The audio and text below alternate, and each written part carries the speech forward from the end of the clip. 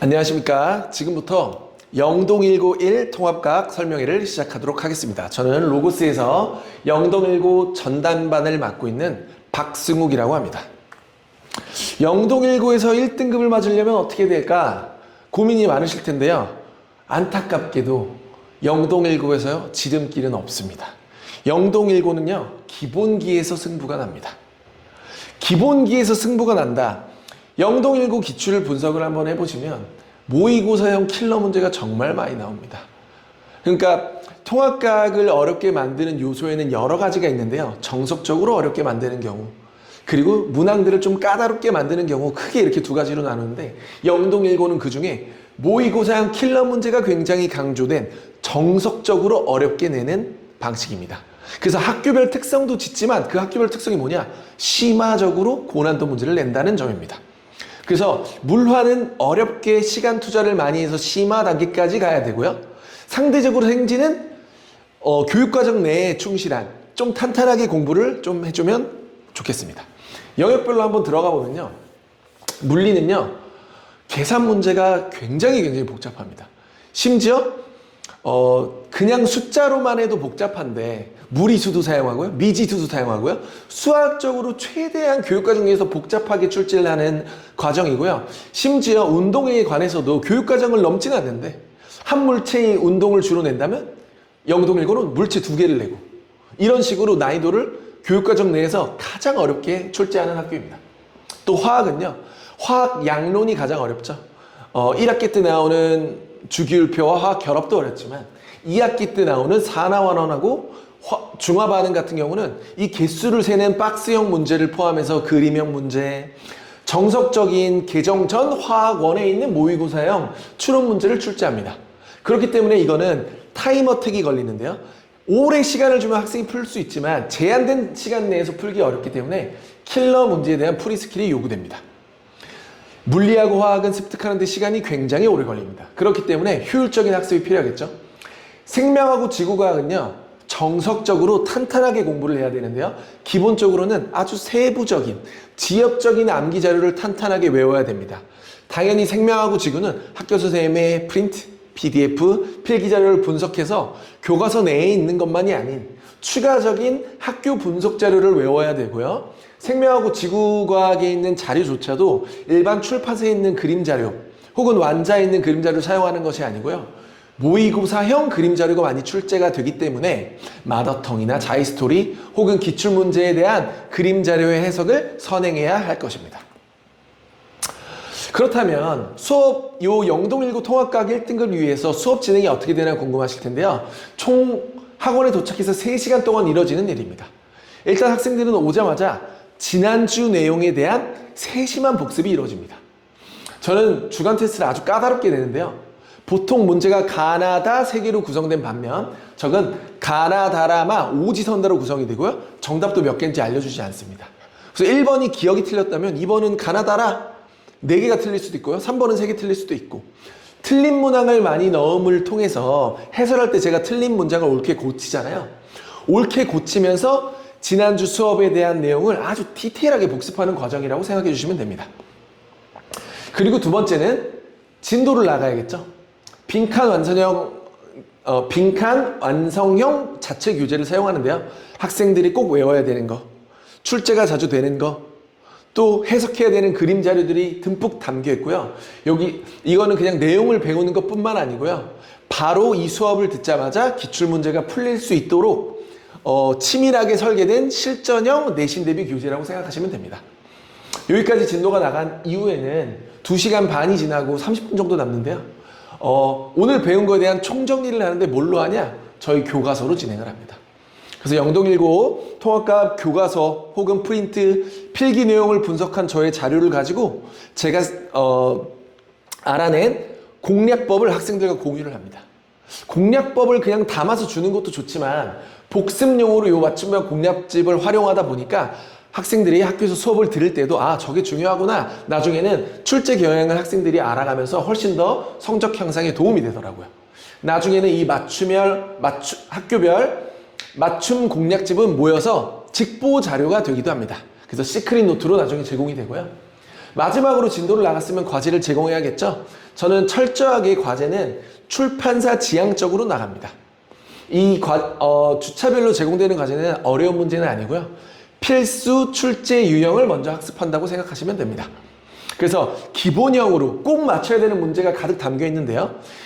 출판사별로 나와 있는 자습서, 평가 문제집, 그리고 출판사 문제집을 세트로 제공한다고 생각하시면 됩니다. 그런데 보통 시험 대비가 8주가 진행되는데요. 이 과정은 몇 주 동안 진행되냐? 진도가 다 나갈 때까지 보통 6주까지가 진행이 됩니다. 그럼 나머지 2주 동안은 뭐가 되냐? 이제 진짜 실력을 올릴 차례입니다. 실전 과정이 진행이 되는데요. 이 실전 과정에서는 일단은 파이널 모의고사를 보고요. 이 모의고사를 봤을 때 학생들이 스스로 약점을 찾을 수 있도록 메타인지 설문지가 제공이 됩니다. 그럼 학생들이 막 다양한 걸 적어요. 저는 물리를 잘하는 줄 알았는데 막상 물리에서 더 많이 틀렸습니다. 그리고 저는 생명은 암기가 잘 된 것 같습니다. 화학은 암기가 잘 됐지만 계산에서 좀 실수가 있었습니다. 이렇게 단원별로 학생들이 저에게 설문지를 제공을 하면 저는 그 설문지를 받아서 학생 개인별로 보완해야 되는 추가 문제, 실전 과정에서 제공되는 문제는 전부 다 학생마다 다릅니다.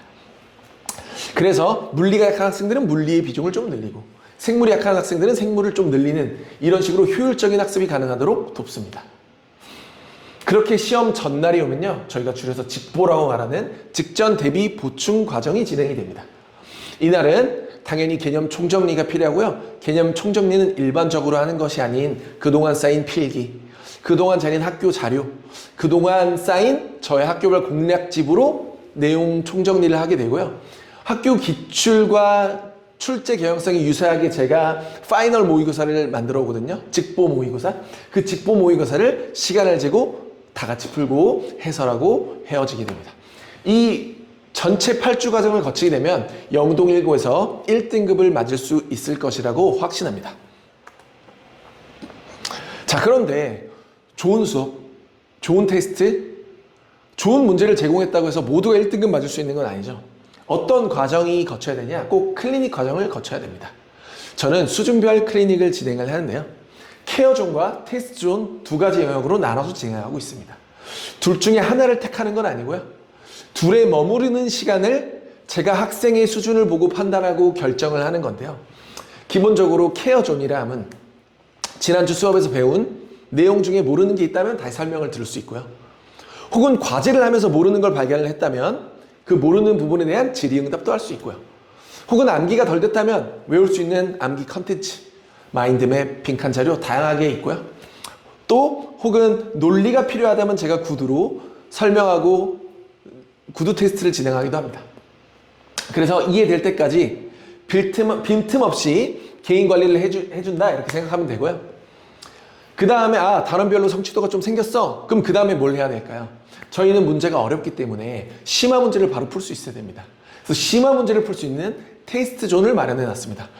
배운 주에 바로 심화 문제까지 적용할 수 있는 구간이고요. 1등급을 맞기 위해 제공된 주차별 과제보다 훨씬 높은 수준의 문제로 구성이 되게 됩니다. 그리고 범위도 다른데요. 기본 주간 테스트는 지난주 내용만 다뤘다면 이 테스트 존에서 진행되는 모의고사는 누적 실전 모의고사입니다. 난이도와 범위, 시험 범위를 점차 늘려가는 것입니다.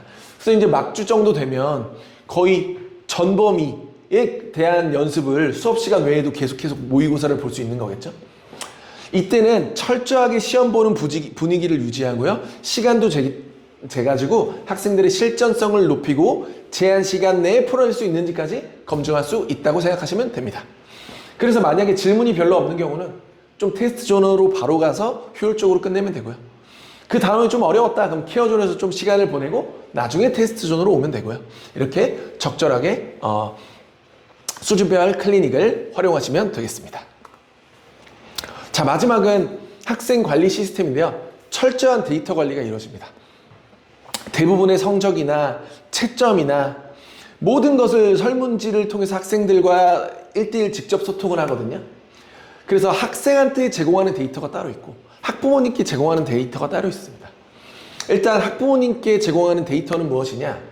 학생들이 학원에 보내놨는데 공부를 잘하고 있는지, 지금 어려움은 없는지, 점수가 몇 점인지, 혹은 학원에 갔는지, 과제를 잘했는지, 클리닝을 참석했는지 등등등등 마치 참관하신 수준으로 안내받으실 수 있습니다. 제가 매주 보내드리고요. 그럼 학생들에게 뭘 보내냐? 학습에 도움되는 자료를 보냅니다.